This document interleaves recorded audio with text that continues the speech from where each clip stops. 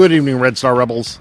It's February 28th, 2023, and this is Podcast Season 3, Episode Number 5. We are Red Star Report.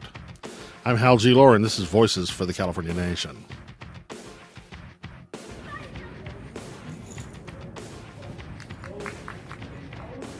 In a follow-up to last week's Voices for the California Nation, angry City of Long Beach Westside residents overwhelmed a special West Long Beach Association community meeting last Thursday night.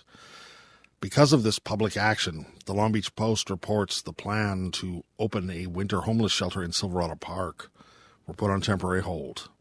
City officials will convene this week to discuss the shelter, which was originally planned to occupy the Silverado Park gym from March 1st to the end of May. Westside residents angered that community input was never sought for a decision to rob Long Beach of the 7th District and the only green space and gym facilities for families in nearby schools, and that it posed a safety risk to an already struggling area. Jerlene Tatum, a Westside resident, helped organize the protest and led more than 100 protesters as they joined hands to wrap around the perimeter of the fenced-off gym before the Thursday evening West Long Beach Association meeting.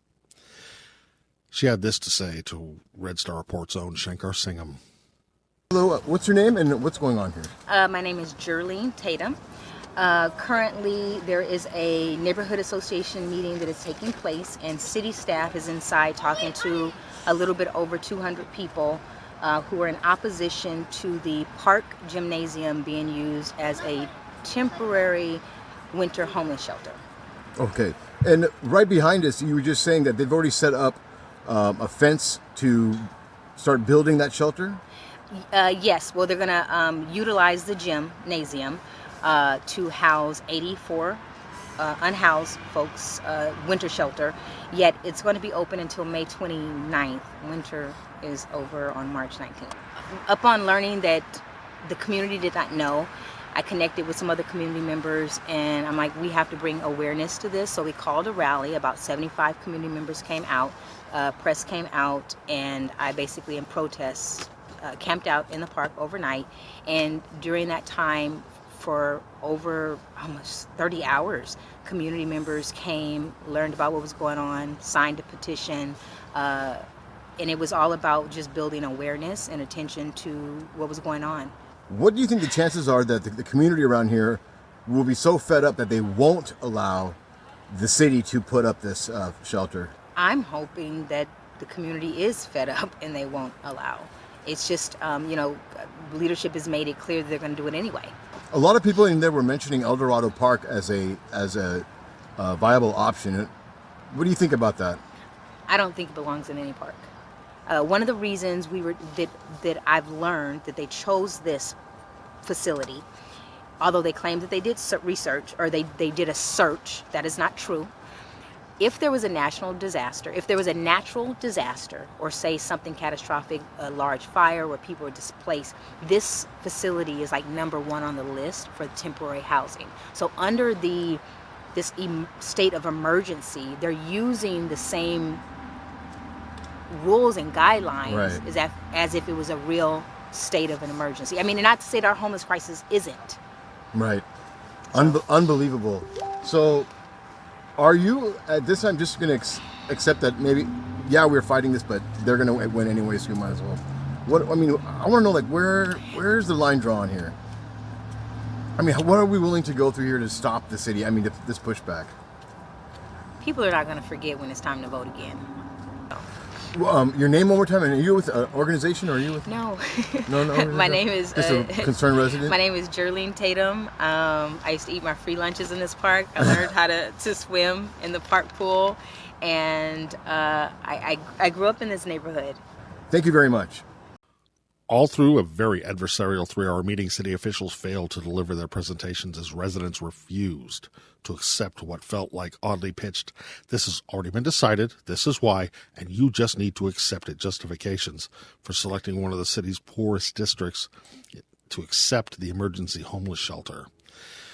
Throughout the night, as Westside Long Beach Association monitors patrolled the aisles, demanding the crowd show city official civility and respect, the people were having none of it. Angry residents demanded, "Where's Rex? Where's Mayor Rex Richardson? As residents booed their own District 7 councilman, Democrat Robert Uranga, who had apparently already sided against his own constituents when he addressed the crowd. And I'd like to welcome back Roberto Uranga, our councilman.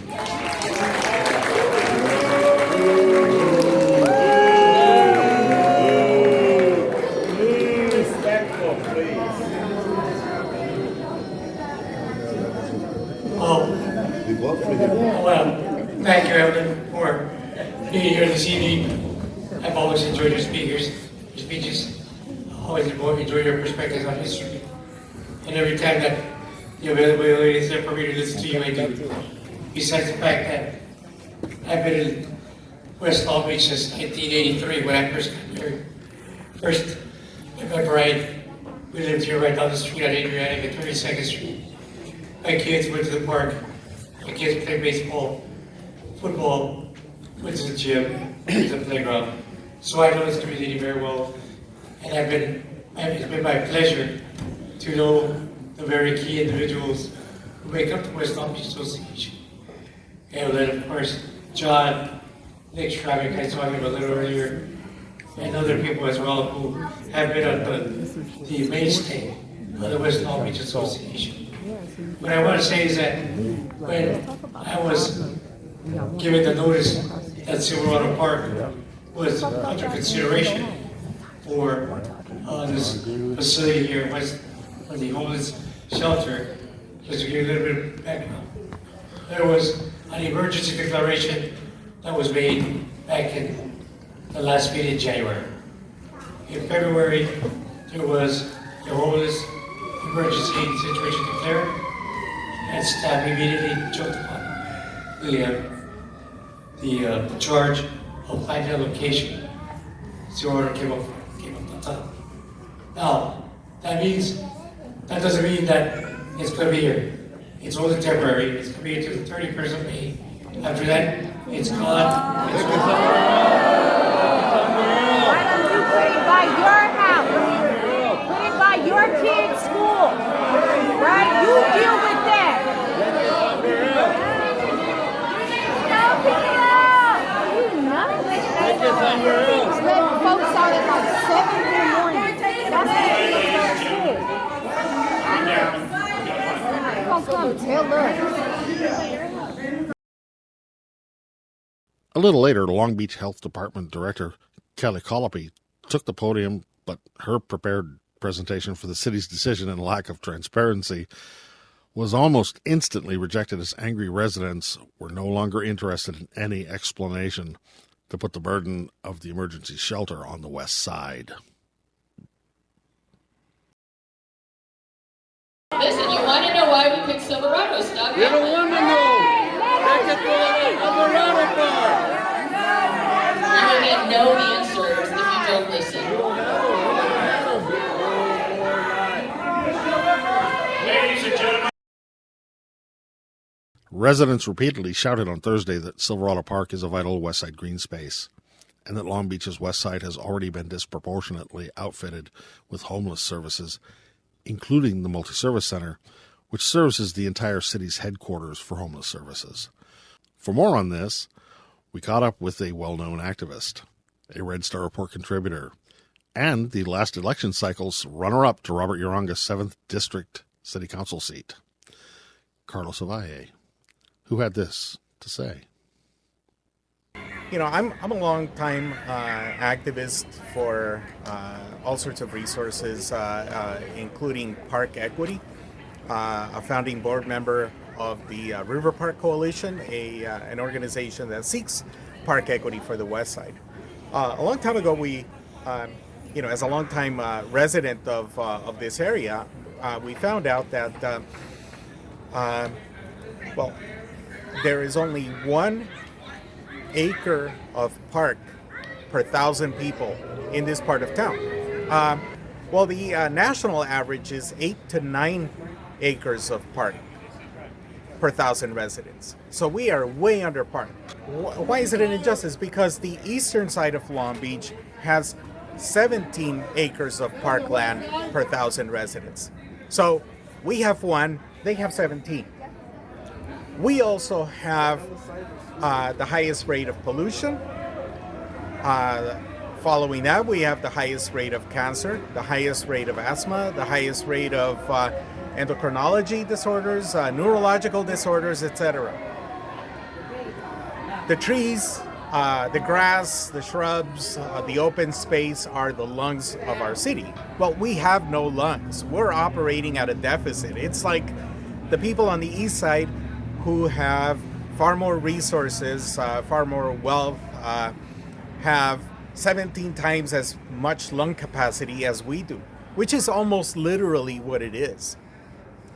And so what happens? Now the city is playing the pity card, and they're shaming us into accepting homeless,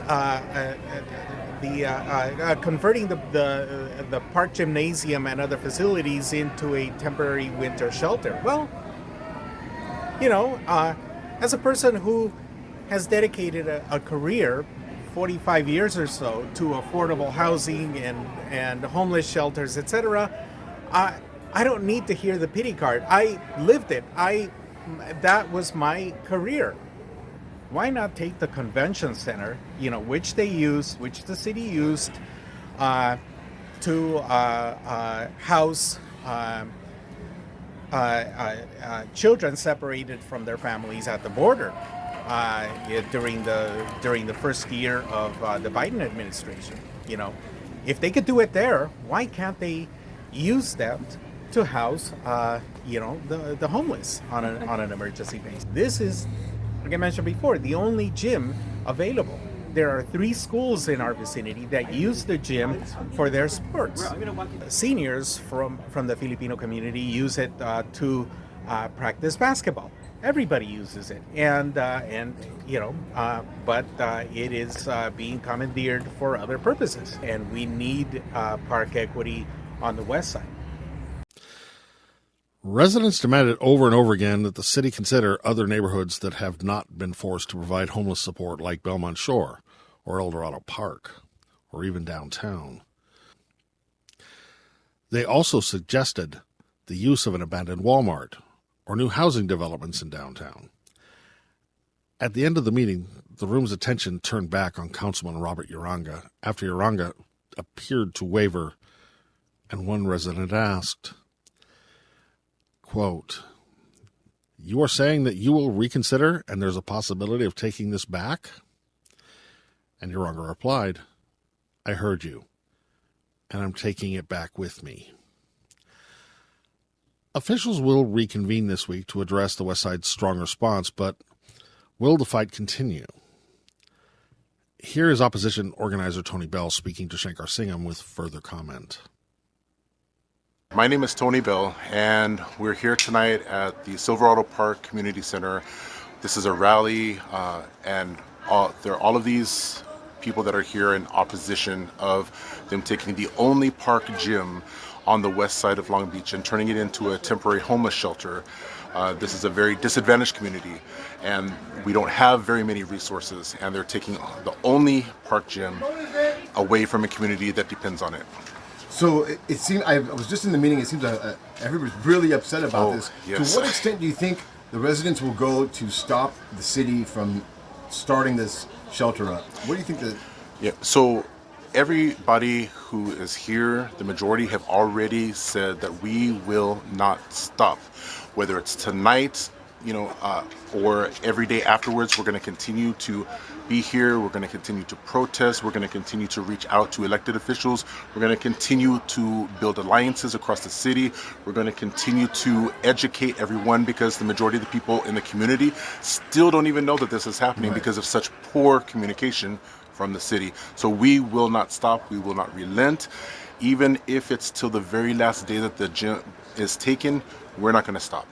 The nonprofit that's doing that shelter, and some of the city council, do you know anything about that in particular? Like, do you know how that connection is? Yeah, I don't have a lot of knowledge on that. I do know that they operate another gym and there is a history of poor another shelter, and there's a history of poor operation of shelters. For example, that same nonprofit is operating the shelter at Community Hospital, where First Ministries, right? Correct.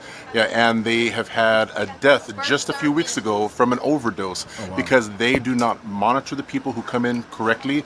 They do not make sure that prohibited items are not being taken in.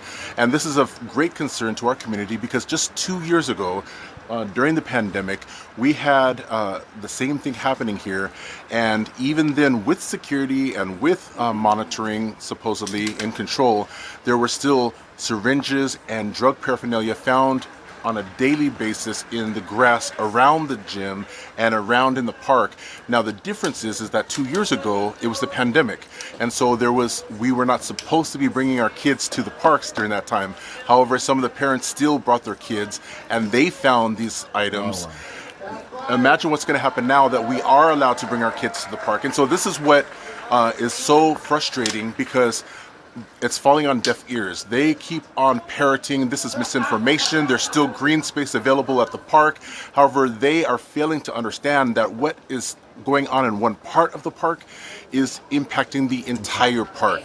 The people that are in one part of the park are impacting the entire park. My daughter goes to the school across the street from this park, and I don't want to bring her here to any part of the park knowing that 2 years ago there were syringes in the grass and drug paraphernalia. She should not be traumatized to have to encounter those types of things. Not only my daughter, but none of the kids of any of these parents that are here want to experience that or to put that on their kids. Absolutely. And not just the park, it would be in the surrounding areas as well. Yes. Tony, thank you very much for speaking to me, man. Sure thing. My privilege. Thank you for being here. Whether the shelter continues or they make a different plan at this point, we're committed to going back and having another conversation. That's what the director of the Long Beach Homeless Service Bureau, Paul Duncan, told the Long Beach Post at the end of Thursday's meeting. So public action by local residents has made at least that much difference so far. Win or lose, that's something, and Red Star Report will keep you posted on the final outcome of this local story. This is Voices for the California Nation with Hal G. Lohr speaking for the hashtag NewCalExit podcast, Red Star Report, as heard on KPFK 90.7 FM Los Angeles, Rebel Alliance News.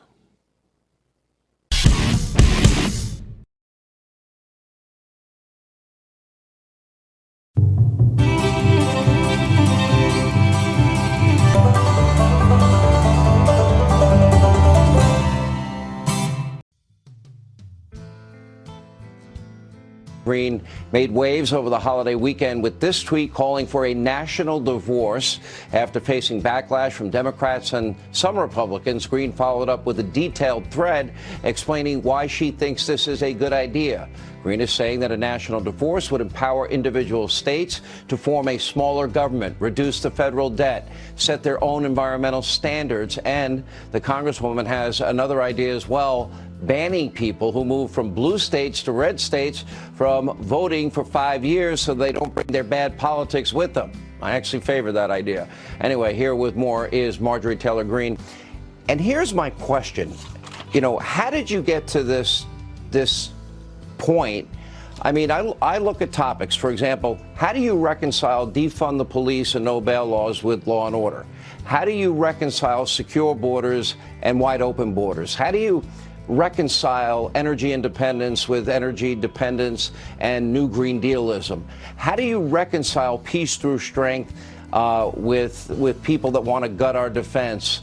You know, I don't see middle ground on a lot of these issues. So what is the other answer if it's not a divorce? Well, exactly, Sean. That's the problem and where we are today. And in my life, in my world, all of my friends are regular Americans. Everyone I talk to is sick and tired and fed up of being bullied by the left, abused by the left, and disrespected by the left. And our ideas, our policies, our ways of life have become so far apart that it's just coming to that point. And the last thing I ever want to see in America is a civil war. No one wants that, at least everyone I know would never want that. But it's going that direction, and we have to do something about it. We're also a nation, a crumbling nation. We're a nation in distress. Our government is in complete failure, over $34 trillion. We are on the verge of default, and we have to do something about that. We are tired of our children being taught ideas and ideologies in school that we do not want our children taught, like gender lies. We do not want our children having their gender changed or transitioned. Do you actually think there will be a growing movement towards this because the divide is so deep? I actually think this is a much bigger movement than most people in Washington even realize, and it could end the fighting, and hopefully we can respect each other once again.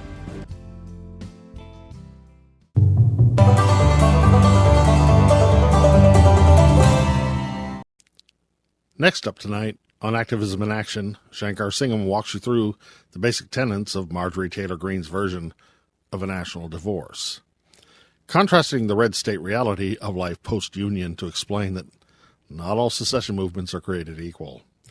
Tonight, Shankar Singam walks you past Marjorie Taylor Greene's post-divorce fantasy to the reality of what happens when the blue state alimony checks run out. Let's go to Shankar.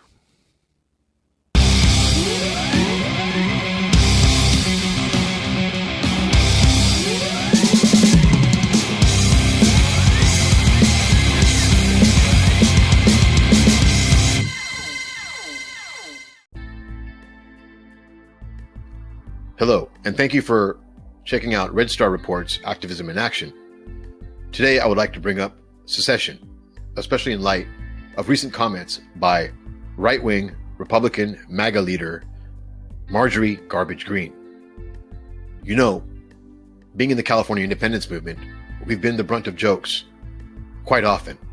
But in the case of Marjorie Garbage Greene and her idea of secession, or the idea that conservative Republican red states seceding from the United States not only would be a possibility, but an inevitability. But I don't hear anyone laughing. But what would be the difference between California independence and red state secession? Well, California independence isn't based on 2 or 3 issues that hardly affect anybody's personal life. It's based on ideological, economical, technological, just a myriad of factors. It's not that we are being suppressed to the point of suffering. It's more that we would like to jump out of the nest and spread our wings, take flight. It's not that we hate our American friends, or we love and support our American friends and hope that the U.S. feels the same way towards California, though it doesn't seem like it at times. Now, contrast that to red state secession, the type of Marjorie Garbage Greene's. The thought of red state Republicans packing up and leaving the United States is quite unnerving, and soon you'll see quite pathetic. The amount of laughter, though, far dwarfs what the California independence movement received a few years ago with our petition. But how do Americans truly feel about secession? Perhaps no one is laughing because more people feel this way. A 2021 poll found that 52% of Trump voters and 41% of Biden voters support partitioning the United States into multiple countries based on political party lines. A different poll that same year grouped the United States into 5 geographic regions and found that 37% of Americans favored secession of their own region. 44% of Americans in the South favored secession, with 66% of Republicans supporting it, while Democratic support for was 47% in the Pacific states. So Oregon and Washington and California, 47% of Democrats support secession. But why secession? Do really that many amount of Americans really feel that way towards seceding from the country? Well, let's compare a red state to ourselves, Californians, and see how different we really are. Let's examine the state, a red state. Let's pick Mississippi. one of the poorest and least educated states in the Union. We hear no condemnation for Mississippi, how it proudly disenfranchises minorities. It's ranked the lowest in every socioeconomic category, but no condemnation from Congress or the press about Mississippi. So why is that? Well, let's take a look. Mississippi's largest industry is the hospital industry.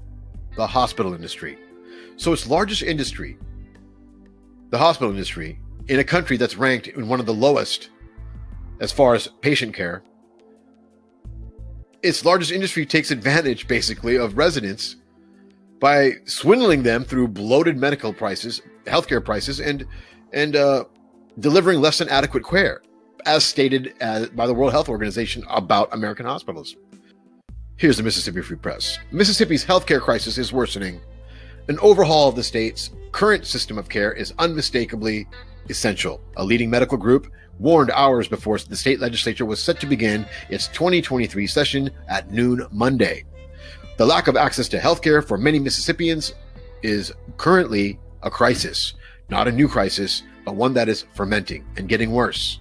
The Mississippi State Medical Association said in one press release this morning, as hospitals close across Mississippi, access to life-saving medical care becomes a real threat to all Mississippi. While the debate rages on as to why our hospitals are closing, the immediate crisis progressively engulfs us.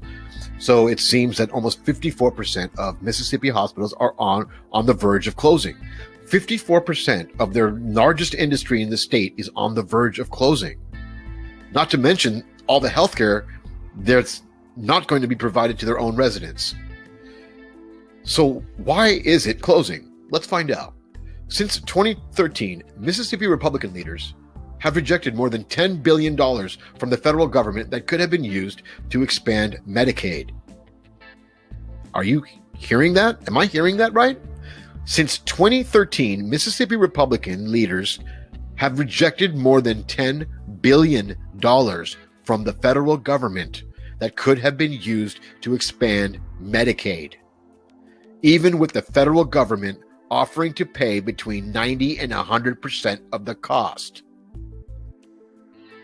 Wow.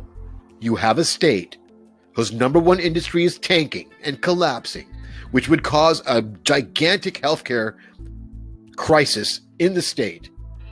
And these people won't take federal government money to expand it? Wow. So their number one industry is about to be cut in half. Wouldn't you think that this would be the number one issue that they would be talking at the state legislature? I would, but it isn't. Guess what is? The Mississippi House and Senate voted by wide margins Tuesday to approve a separate plans to redraw legislative districts to account for population changes by the 2020 census. Republican legislative leaders said that redistricting plans of their capital, Jackson, are likely to maintain their party's majority in each chamber.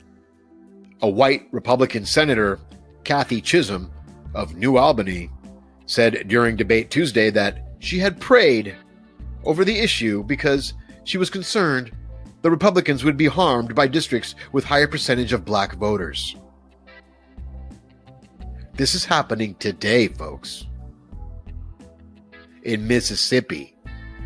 Historical voting patterns in Mississippi show districts with higher populations of white residents tend to lean towards Republicans, and districts with higher populations of black residents tend to lean towards Democrats. That's right, folks. They would rather disenfranchise black voters and suppress their voices at the voting polls than address or do something about their number one leading industry in the state being shut down, denying access to health care to hundreds and thousands of Mississippians. They would rather deal with disenfranchising black voters. I have to ask you, Californians, are these the type of people that you want to call your fellow countrymen? Are these the type of people that you are proud to stand next to and say the Pledge of Allegiance with? Are these the type of people that you want in your community? This is the difference between California independence and what Marjorie Garbage Green is talking about. As you can see, racism is a reason red states are so poor. They are so entrenched in it that they can't see solutions to be successful like California. As they grab and hoard resources, mentality will certainly be their doom. And this is happening all over the country, folks. And they will drag us down with them. California already gave Mississippi $1 billion for it to fix their health care. And their senator said that they didn't want our commie money. But he took it and he squandered it because, folks, today, their healthcare industry is on the crisis of collapsing. And folks, it isn't just Mississippi that refused the Medicare money. There's other states that did the same exact thing. And today, in the GOP, in the House, we have idiots steering the USA. And there may be no escaping it. Independence now. That's all I have. Hal, back to you.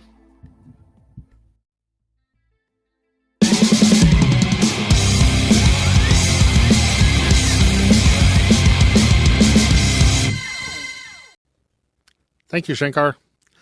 For those that don't actually understand the basic difference between California independence and a national divorce, the national divorce idea leaves a U.S. federal government with its Supreme Court, military spending, energy policies, and interstate business ties still in place, allowing blue states like California to suffer under the worst aspects of federal overreach.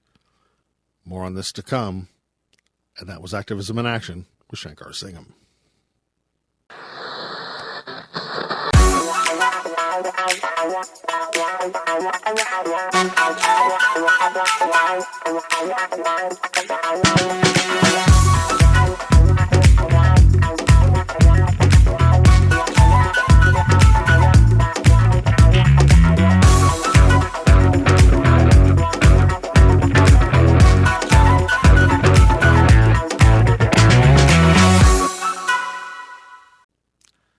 Red Star Rebels, our friends at listener-supported KPFK 90.7 FM Los Angeles, are nearing the end of this year's Winter Fund Drive.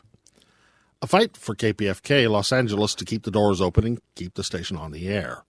A fight we Red Star Rebels need to support if California's real progressive values really mean what we believe them to mean. So go to KPFK's website, which we will list below. Go to the donate section and make a pledge. And keep KPFK 90.7 FM Los Angeles on the air. Red Star Rebels, we always appreciate your love. But sometimes we just need a little of your money. The California independence movement needs this.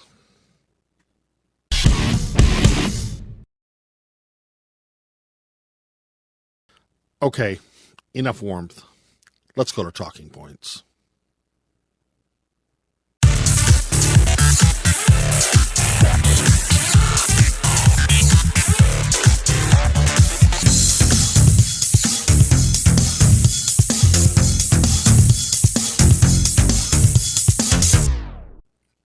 This is Talking Points.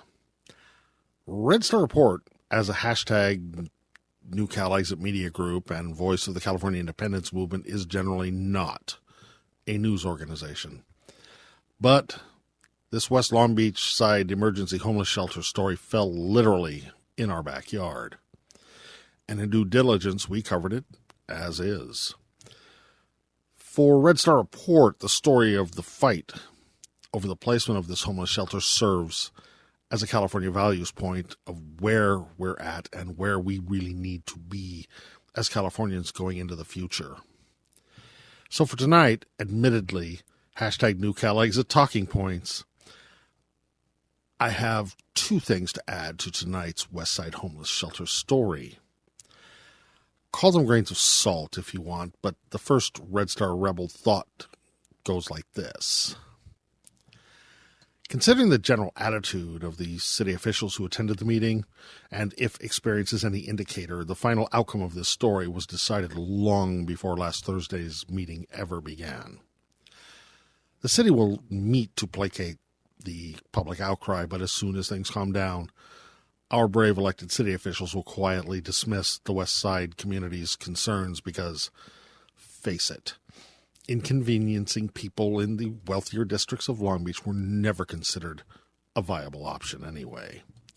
A move that will be made by a city council where every member ran for office as a member of the California Democratic Party and are supposed to represent California's progressive values. So it's not just sad commentary that California, with the fifth largest economy in the world, still has a long-standing homeless problem. It's a tragic statement that California's Democratic Party isn't already way beyond American capitalism's style of these what's the least our society can do symbolic gesture solution.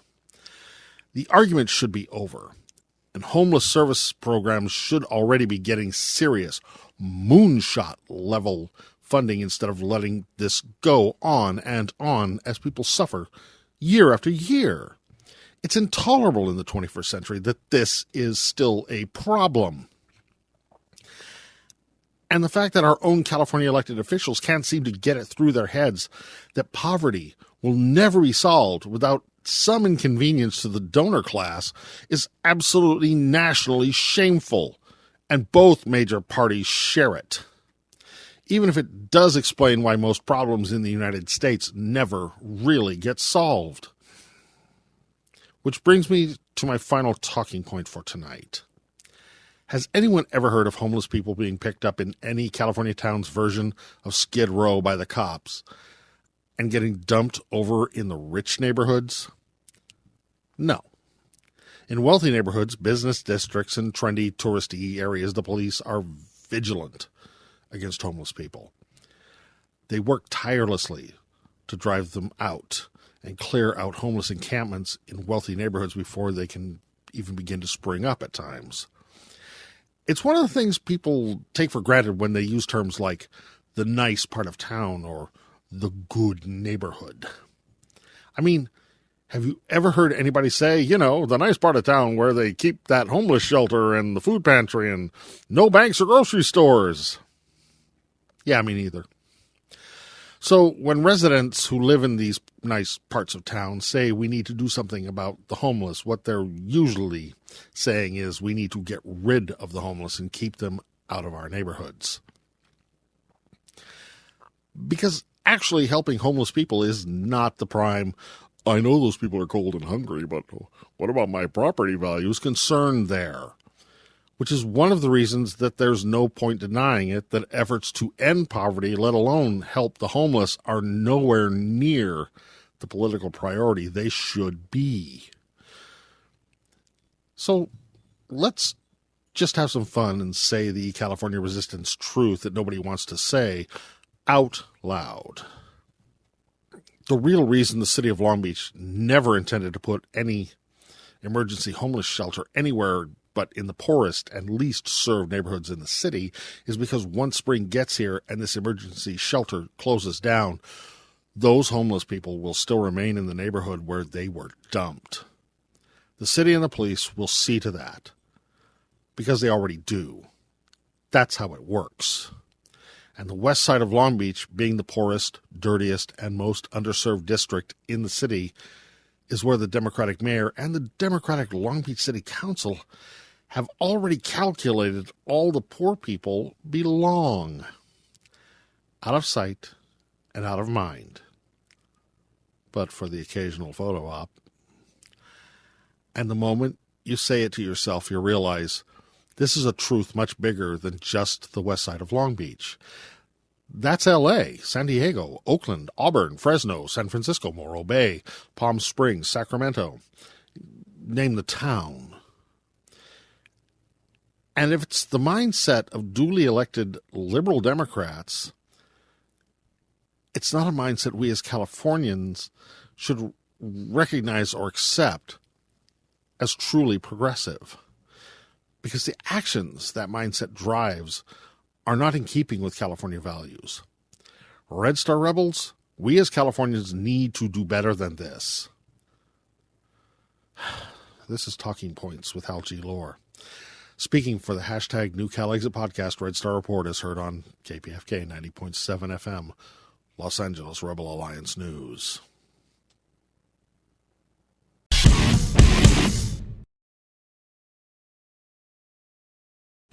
That's it. Podcast number 5 of our 3rd season. The 70th Red Star Report podcast. Can you believe it? As always, for more Red Star Report information, check out our website at redstarreport.com. Please subscribe to our Red Star Report YouTube channel. You know, the one you're watching this on. Go to our Red Star Report Facebook page, Twitter page, and Instagram page, and give us a like and give us a follow. Because if you want to support the real California independence movement's hashtag New Cal Exit Media Group, it's all about the algorithms. And hey, seriously, click that link below and pledge support for our friends at listener-supported radio, KPFK 90.7 FM Los Angeles. KPFK needs and deserves your support. As always, our thanks to all our Red Star Rebels for watching. We are Red Star Report.